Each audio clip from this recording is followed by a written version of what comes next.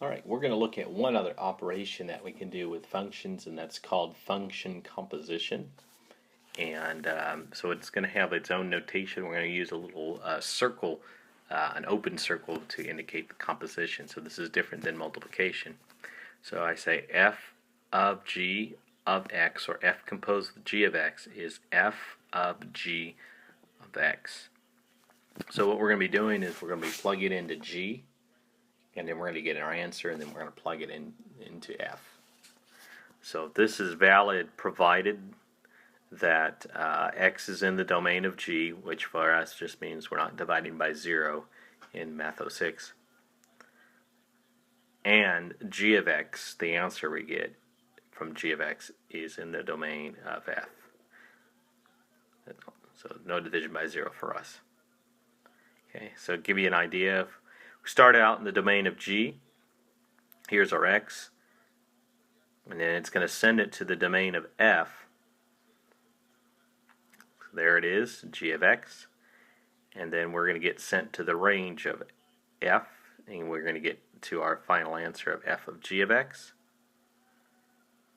Okay, so we can think of it kind of like as a connecting flight. So you start off here in Houston, and then maybe you fly to I don't know, Atlanta, and then from Atlanta you fly to New York or something like that. So we have this connecting flights idea. Okay, so we're going to look at two functions. One's a quadratic and one's a linear, and we're going to do a little bit of composition with them. So we're going to be given that f of x is equal to x squared plus 5x plus 6,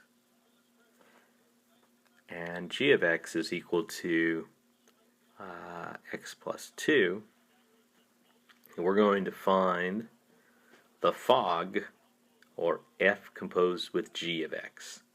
So that's going to be the same thing as f of g of x by definition, which is f of, and g of x is the x plus 2. Okay, so this is going to be a little weird. We did some examples like this.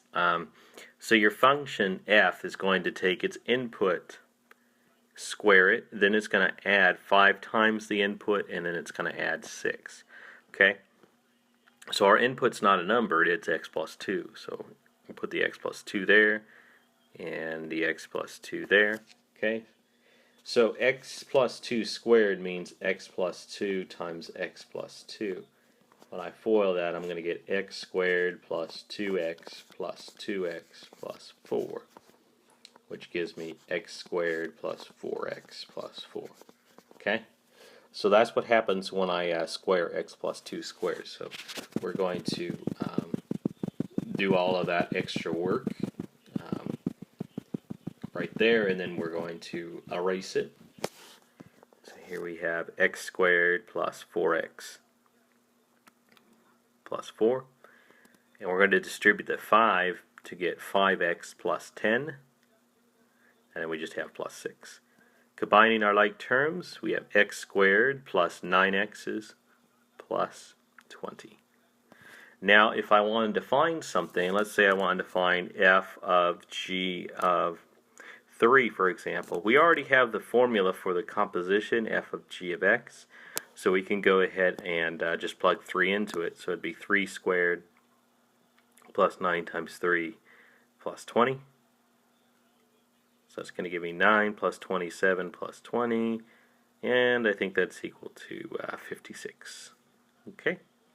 So that one's a little bit more complicated. We're taking a linear into a quadratic, so we have to square the linear. So that's where some things can go wrong. Okay. We're going to do the other version of that. So we'll do f of x, again, is the x squared plus 5x plus 6. And the g of x is x plus 2. Okay. So this time we're going to find g of f of x, or the GOF. So that is g of f of x. G of f is x squared plus 5x plus 2. Your function g takes input and adds 2 to it. Input is x squared plus 5x plus 6. combine our like terms, and this gives us x squared plus 5x plus 8. Okay, so maybe I want to find g of f of -1. So it'd be -1 squared plus 5 times -1 plus 8. That's going to give me 1 minus 5 plus 8, which is 4. Okay. We're going to do one more. We're going to kind of push it a little bit. We're going to find the composition of f composed with f. So that's certainly something that can happen. And because our function is a trinomial, it's going to be a little bit more complicated. So f composed with f of x is equal to f of x. Okay. Function f is x squared plus 5x plus 6. So it's kind of weird. We're going to plug it into itself. So our function takes input and it squares it. Then it adds 5 times the input, and then it adds 6. So our input is x squared plus 5x plus 6. Okay. Alright, so x squared plus 5x plus 6, that means that base of x squared plus 5x plus 6 times itself. So that's going to be probably the trickiest part of this. Then we'll distribute that 5 through, and we'll get 5x squared plus 25x plus 30. And then plus the 6 left over. Alright. Now foiling, x squared times x squared is x to the 4th. X squared times 5x is 5x cubed. X squared times 6, 6x squared. 5x times x squared, 5x cubed. 5x times 5x, 25x squared. 5x times 6, 30x. 6 times x, 6x squared.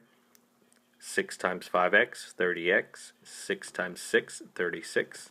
And then we have the rest of the stuff, the 5x squared plus 25x, and then the 30 and the 6 makes 36. Okay. Now we're just going to go through and we're going to collect our like terms. So we will go in descending order. There's the x to the 4th, x cubes. We have 5x cubed and 5x cubed, which makes 10x cubed. Then we'll go get the squares. 6x squared plus 6x squared, 25x squared, and 5x squared. So the 5 and the 25 will make 30. 12 and 12 will make, or 6 and 6 will make 12, so that should give us 42x squareds.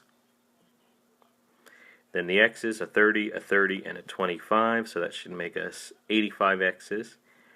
And then finally a 36 and a 36, which makes us 72. So they certainly can get more complicated. This is an example where they can get a little bit more complicated. Of course, we could find f of a number also, and we would just have to plug it into this big old long formula here. So the idea is the same. It's just sometimes the equations involved or the functions involved get a little bit more complicated. All right.